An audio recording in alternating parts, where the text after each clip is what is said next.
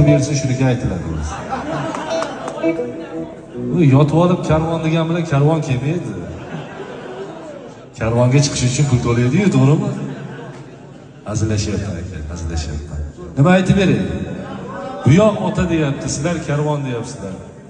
Hazillashdim, pul kerak emas. Otangiz hayotmi? Ota o'tib ketgan, Alloh rahmat qilsin. Ham yo'q, hazillashdim. Yo'q. Qani mana bolaga. Ana. Rozi bo'lasiz, bunga berdim. Barcha otasini sog'inganlarga, o'tgan otalardan Alloh rahmat qilsin. Bolalarning umri uzoq bo'lsin. Sog'insin otajonim,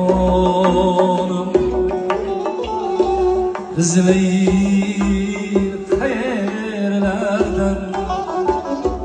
Sog'insin bir jahoni,